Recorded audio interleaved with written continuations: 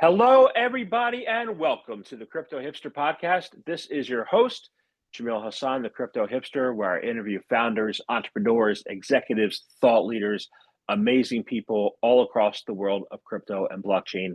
And today I have another amazing guest. He is joining us from the Matrix.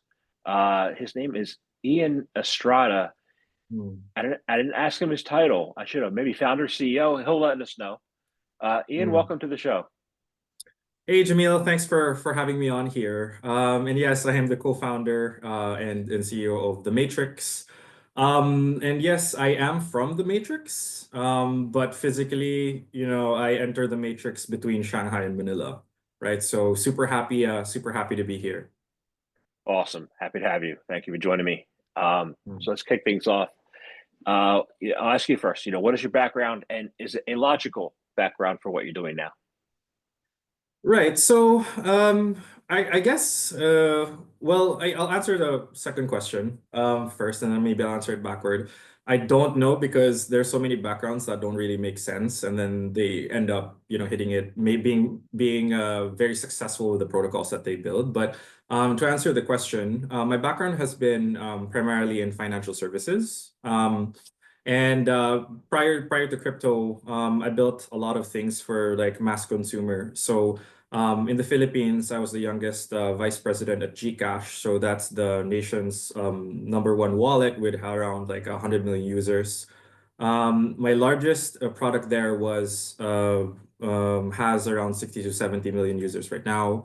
When I was there, I basically was working on credit scoring, so automated credit scoring, payment networks, because you had to kind of disperse the things like that, and a lot of other kind of adjacent products that I had to build. So that's what I did. After that, I also was the head of product of the largest consumer lender in the Philippines by portfolio. And then I did like a short CVC stint where I set up the CVC of like the second or third largest conglomerate in the country. So basically, I've come from, I guess I would say I would come from a Web 2 background, so technology, product management and technology background on the Web 2 side, focusing on financial services. And then I basically, ended up here. Got into crypto end of 2020. And it was probably a big part of it was I was on sabbatical for that year. Finally took a long break, trying to figure out what I wanted to do next. And it was the pandemic. And I started to get curious because I think that on the Web2 side, especially if you're in finance back then, you actually look down on a lot of these crypto folks, right? Bitcoin, like what the heck is that? It's not real money. And I certainly was part of that demographic. But I started looking into it, and basically was able to get connected to interesting people in the space. And I think the first iteration of what I'm doing now was basically a really fast on-ramp and off-ramp. And I saw that there was an opportunity back then with Axie Infinity and Play to Earn in 2021 where it was super booming. And I was seeing that, okay, in a lot of like Asian countries, people would have to pay like 20 to 30% fees to actually kind of off-ramp their earnings, right? And what I did was in less than a month, I basically built a product that actually allowed people to off ramp with like less than 1% of any amount. If you remember back then, gas fees were super high.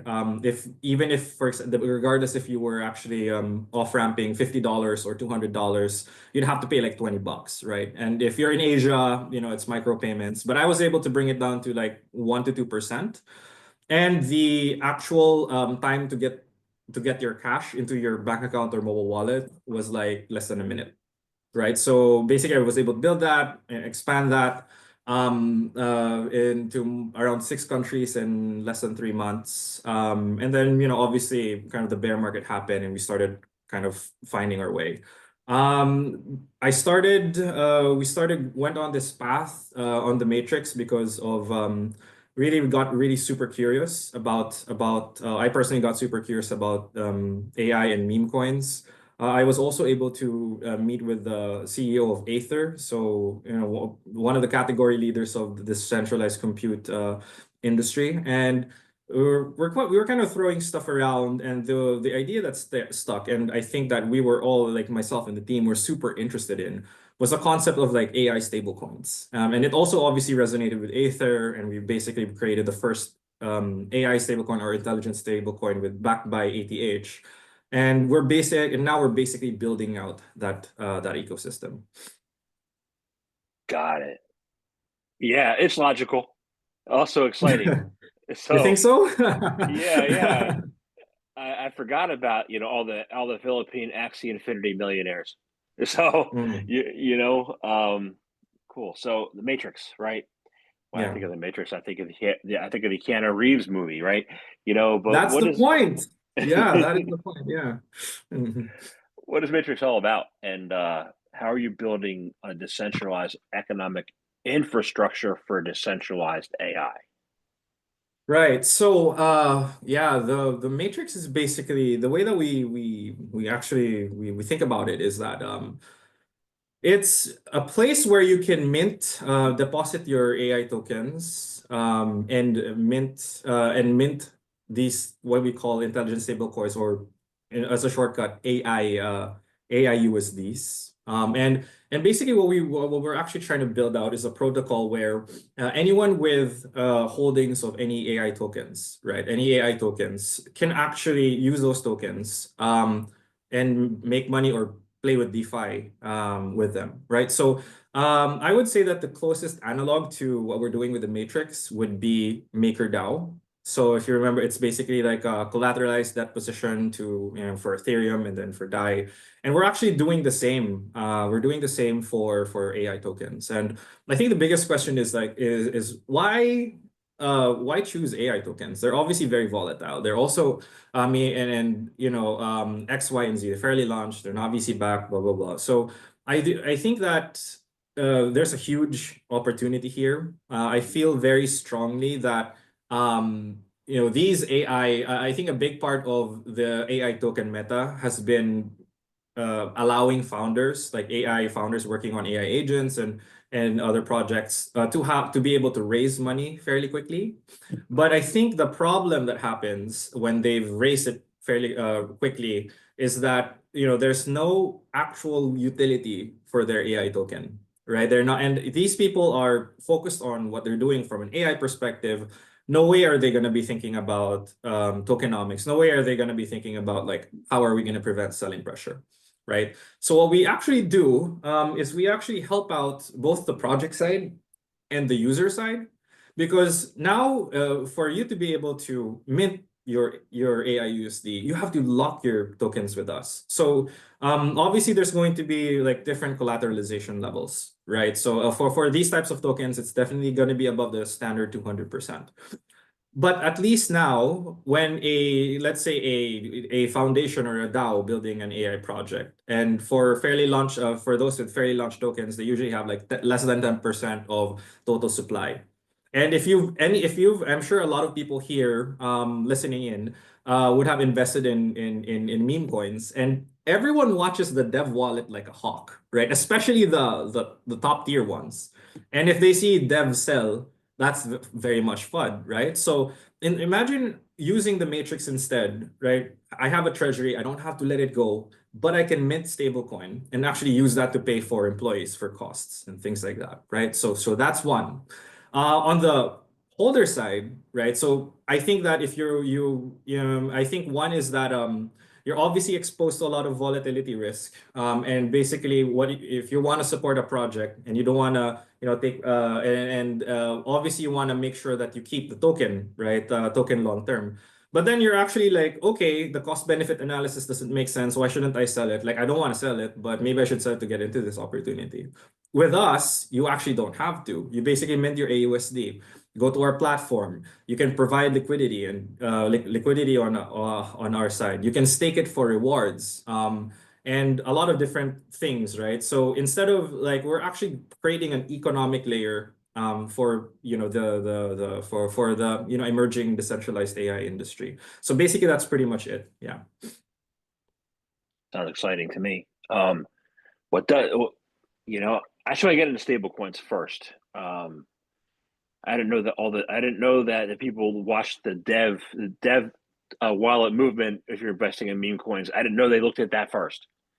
But But they do, because it's an indicator for rugging. I certainly do, right? When I was still in the quote unquote trenches, right? Because it's basically a good rug indicator, right? So it also is it also depends on when the timing of the sells are, right? So if basically they didn't sell in the first 24 hours or first few days, it means that it's probably a real project and the dev is actually cooking something, right? So you have to, but people watch it, and people are very emotional because sometimes the dev wallet is probably part of the top 5 wallets, and anyone selling in the top 5 can potentially influence the price in a big way, right? So that's why people get angry. that makes a lot of sense, actually, like a lot of sense. So thank you. I did not know that. So I want to talk about intelligent stablecoins. What are they, and what are the benefits of them? Right. So intelligent stablecoins are basically stablecoins that are backed by AI native tokens. So it can be venture backed, similar to guys like Aether, Virtual. So these are projects that have launched AI tokens, and the foundation pretty much manages the entire token supply. And or either fairly launched tokens where it was launched in a launch pad, and then it's basically kind of the community pretty much owns the supply. So what these intelligent stablecoins, or what we call AI USDs, their purpose is actually multiple things. The first one is I already mentioned is basically allowing people to use AI tokens in DeFi, right? So that's the first one. And then the second one, and it depends basically on what the project wants to do with it, is basically it's their way of settling within their ecosystem. Instead of paying people with their volatile native token, they can use the stable coins, right? Stable coins there. I actually would not say that. I don't think anyone who looks into our project or is interested and looks into it should not think of our AI USDs as like US as similar to stablecoin similar to USDC or USDT, right? Because pretty much the USDC and USDT is basically like crypto dollar. It's basically worth $1. Ours is actually not like that. It's actually an asset that you can use, the liquid asset that you can use, backed by your native tokens, and you can actually use it for DeFi, right? Multiple things, right? So we're just basically wrapping that token, that AI token that you have, into a stable coin, which is actually easier, which removes a lot of the volatility, right? And makes it easier for it to be used in DeFi. Yeah. AI is taking off, and AI agents are taking off, and the use of AI in DeFi is becoming increasingly prevalent, right? I Mm. said I said earlier that I'm excited. I'm also concerned, and I want to see that. I want to find the difference. When I hear you speak about what you're building, I think back to Terra Luna in 2022, Mm. and how how are you different? How do you prevent the potential negative impact of losing your peg? If you grow enough, the hedge funds in Chicago are going to be looking on the lookout for you. So how do we prevent the crash again from your AI USD coin and Matrix? Right, right, right. I think the first point is that we're not gonna be committing 20% APY per annum, right? Which is what Anchor Protocol did. I think a big part of it was people got scared of what would happen because the Luna Foundation was actually paying for that 20% yield per annum out of their pockets, because the revenue protocol revenue wasn't enough to cover that 20% APY. So it had to go. People were just like, okay, it's the treasury is running out. What do we do, right? What do we do? So people were scared, and when people scared, people sell, and it's basically a vicious cycle. So I think that's the one thing that, if I will comment on what should not be done. You never do that, because that's not how economics work, right? Nothing grows 20% in perpetuity. There are corrections, peaks, and troughs. I think so. That one, from a macro perspective, that's definitely we're not going to do. The second one is we will be employing different types of stabilization mechanisms or pegging mechanisms across different types of projects. One of ours, one that we'll be using is actually what we call mint and burn equilibrium, which is similar to the Terra Luna model, but we're putting our own spin to it in multiple ways. So first one is basically when we launch it, when we fully launch this, there's basically an algorithm or some sort of formula that computes how much supply should be minted or burned at any point in time. That's one. Obviously, we're also making sure that, reserve ratios, we're applying some of kind of the Web2 like risk management stuff there as well and baking it into the product, as well as making sure that we have, reward mechanisms to make sure that the peg is maintained. The other one for volatile tokens, which is like the fairly launched tokens or like similar to meme coins, it has to be a collateralized debt position because that one has actually worked. For example, MakerDAO has weathered many cycles, many cycles, and it's really you really have to have higher over collateralization. And basically, and yeah, I think that's one of that's pretty much having to what we're going to be doing. So, I think that there's always a risk. I think at the end of the day, there is always a risk of something depegging. There's always a financial risk, right? Like it's called the black swan, right? So you never know when it's going to happen, but we will have safeguards in place. And we will, and I think that's a topic on its own. And I think probably in the next 2 or 3 months, that will be once our project starts taking off. That's probably going to be one of the big things that I'm going to have to expound on the community. So yeah, please stay tuned. Yeah, and I have a follow up there, and maybe might have an idea or not. I see meme coins as different tiers of risk. Like Trump coin to me is a little less risky than jail stool or the Hawk coin that came out, right? Are you going to have different ways to assess the collateralized debt positions for the different types of meme coins? Like that, I think that's probably where your DGen, meme coin background comes in handy, right? How do you assess the different layers of risk and how do you deal with them so that you don't lose your peg? Right. Okay, so there are basically two approaches that we create AI stablecoins. One is basically a strategic partnership where we actually create and manage on behalf of the partner, for example, like Aether, their stablecoin. And then the other one is actually a launch pad. So actually the interesting thing is for non like top tier projects. So maybe like if we're talking about like the first top five, if we're looking at like the top five AI agents category, we will likely be the one creating and managing those stable coins, and we will do some custom stuff for them.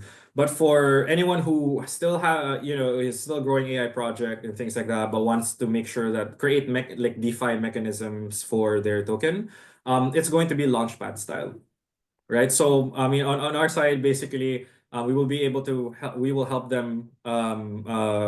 It's basically a configuration platform. So it's similar to like a pump fund, but there are obviously more questions and settings that you have to, you have to do. And of course, like our team will be pretty much providing research studies and things like that to make sure that any AI founder or project who wants to launch their own AI stablecoin actually does best practices and actually kind of seriously thinks about how to design it.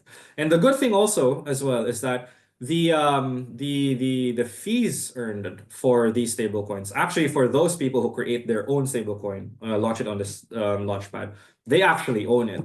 So whoever created it, actually the fees, the interest fees from that CDP actually goes to that project, right? So that's also a big help. We only take a certain cut for that.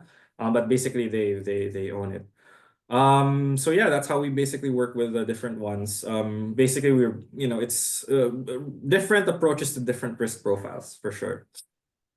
So you mentioned pump fund. There are people in the industry who think that pump fund has been a black mark on the industry. So, but they can't be a complete 100%, dark mark on the industry. They have to have some positive attributes that you have learned from, right? What lessons have you learned from watching how they've done business that you were applying to yours? Okay. I think I think it was, yeah, it was very interesting because I actually, was deep into meme coins, was actually deep into, yeah, very in meme coins. So here's, here's, um, here's basically my kind of degenerate philosophical position on crypto. At the end of the day, people are in crypto to actually make money.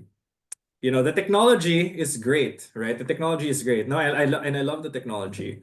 But if you think about it, right, the top projects that are surviving, that are alive, actually, you could ask a question, is it because, are they alive because the technology is great? Or is it because their token price is great? You know what I mean? So if so with that being in mind, I think a lot of I think especially at the start of the meme tokens, people were making money.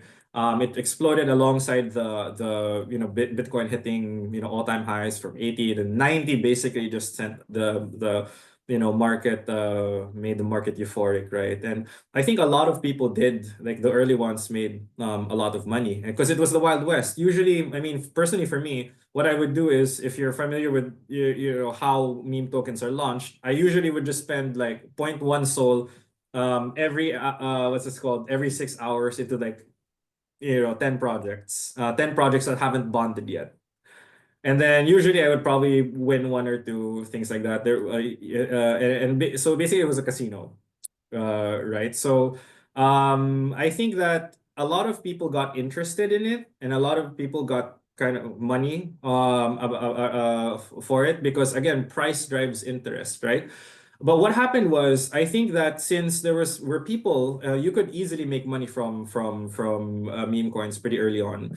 Bad actors, obviously the ones who really study about these things and whatnot, actually got, because they probably turned their 1 Sol into like 10,000 or 100,000 Sol, and they now had dry powder to actually manipulate prices, right? Because obviously, if you have market caps at 1 million, 10 million, 20 million, it's still easy to actually manipulate that. And if I have a few couple $1 million, I can pump the price to maybe 100 million, and then when it's 100 million, I just dump it, right? And then basically it kind of repeats. So I think it culminated towards the Libra thing. I think it was kind of, if you're crypto native, I think it's kind of an open secret that a lot of these meme tokens that are being launched are pretty much cabal and stuff like that, right? And I think people were basically disillusioned with the Libra thing and the Trump token, Trump coin happening. So yeah, I think positives and negatives. I think a lot of people just got super curious, started getting into it, learned about how to do wallets, made a bit of money. And then because they made some money, they became greedy and started getting, perfect targets for, ROGs, and, also maybe some of them got demolished because of the multiple liquidations that we've been seeing for the past few months. So yeah. Interesting. Interesting. I think it's interesting that we had no real new technical innovations during this cycle. And maybe the next one we will, and things will take off. And one of the things I think that you're bringing to the market is your product. You also bring in something called red pills. If I look at your website, Right, it right, says. right. So I want to find out. Yeah, red pills, right? Red pill versus the blue pill, So, yeah, so our red pill service is basically our points and loyalty system, because we are ourselves pre-TGE. And we're live on testnet right now, when we launch on mainnet. So basically, the more you interact with our platform, it actually, these red pills give you access to our token when it launches. And I think, and basically, a lot of this, I think it's very important for people to accumulate now, because there's a bonus. Right now, it's like 4.4x earning. It's going to go down moving forward. But this is basically how to reward, right? How to reward. And it's also our means to actually test some of our token mechanisms before we actually launch it out in the market. So I think that if you haven't earned or haven't started earning red pills, make sure you go to our website, and then get some, mint your first AUSD, and then stake it, right? And begin to earn your pills. As yeah. Awesome. So the loyalty reward points, Mm, give people access to your platform. mm. Awesome. So very cool. So I want to ask you, we have, DeFi is not fully, what's the word, out like embraced by everybody yet. So I want to find out what the challenges remaining are in the DeFi sector and what we need to look out for in the next couple of years. Right. I think one would be user experience because it's pretty intimidating. It's pretty intimidating to go deeper into DeFi. And a lot of these projects who are building DeFi stuff, right? Like a part of it is actually they're posturing towards like investors and perhaps whales. So they try to kind of overcomplicate their products, right? They basically were creating a novel thing. But if you're kind of crypto native, you can basically kind of weed through the junk and the fluff. A lot of protocols are actually pretty clever and super well designed. So I'll give you an example. So Curve is actually something that we're also taking inspiration from. And it's like from the user interface, it's one of the most like intimidating user interfaces to play in. So imagine if you remember Windows 3.1 or 3.11 or DOS, imagine that's the combination, that's the look, right? That's the look that they basically wanted to pursue. But when you really try to understand the protocol, the design is very elegant. It's actually very elegant. It makes you actually, and it's very, and it's actually something that would make you want to participate in. So I think that's one. I guess not really necessarily user experience because my position there is that I think that DeFi should still have a certain skill level to use, or else you might lose your money. Right. So it basically weeds people. It's a skill check. I want people still to have a skill check. But I think making sure that like these mechanisms are actually or the customer experience is much more straightforward. That's one. I think there's also interesting things being built around liquidity management, like super interesting and across the different types of chains. I mean, restaking was basically one of the biggest narratives like early last year, and I think it's still people are still building that out. And I think that DeFi right now as a narrative is not as strong as the AI narrative, right? But I think that it's definitely something that will be built out over time, right? As all of the different sectors increase in economic value, the more money people make here on the crypto side, the more that they will actually want to figure out how to maximize yield or put their money to work. So it will be a natural kind of it will be naturally go back to focusing on DeFi innovations. Yeah. I forget who said this, but somebody it was either Munger or what's that the Buffett or somebody. I said I like my finance boring, you know.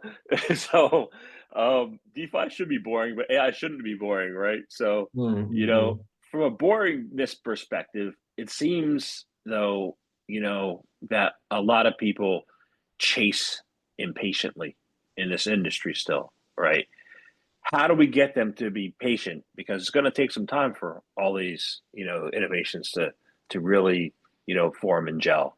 So, what is your best, advice for them to stay patient, instead of Mm. just jumping every shiny new object?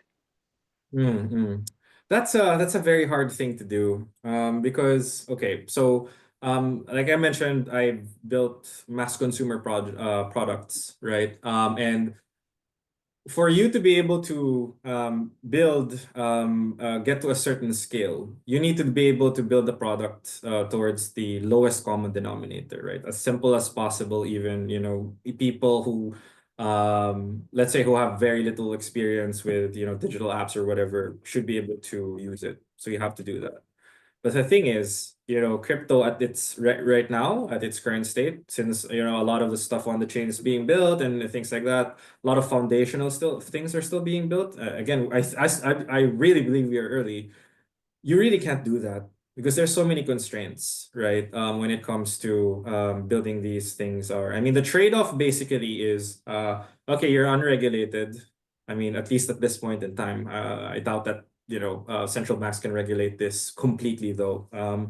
But so you're unregulated, but there's obviously a learning curve. And at least right now, I really feel like it's a product market fit thing. I think that people who are curious and want to understand this or want to participate, they're the ones who are gonna do here, right? So, and until, for example, we hit the point where the technology, like like Web3 and blockchain technology, can actually compete with Web2 apps, then it's basically like a self-selecting thing. So I don't have an answer to that. But so I think for me, my belief is that it's like a self-selection. It's either if this person has the mindset for it or it's not. And I think it is what it is. Like I wouldn't force, non-crypto people who may not be interested in it to actually participate. Yeah, they will someday because it's going to be adopted globally. So Yeah. so very cool. So I want to thank you very much for coming on the show today and speaking with me. I enjoyed our conversation. I have one last question. It's how can Mm. people find out more information about you, about the Maitrix? How can they do that? Sure, yeah. Please go to our Twitter account. It's x.com/ the Matrix AI. And by the way, the spelling is Maitrix, right? So there's an extra I in the Matrix. And to get more news. Definitely also check out our docs at thematrix.ai AI. And feel free to ping the team, join our Telegram. We're very responsive there to any questions, and hopefully you follow us as we tell the story of what we're building. And I think what we're really building is going to be very foundational to the AI industry. With anyone interested in AI, anyone holding AI assets, we are gonna make this is gonna be big. So I hope everyone enters the matrix. Awesome. Thank you very much for your time today. Yeah, thank you, Jamil. Super happy to be here.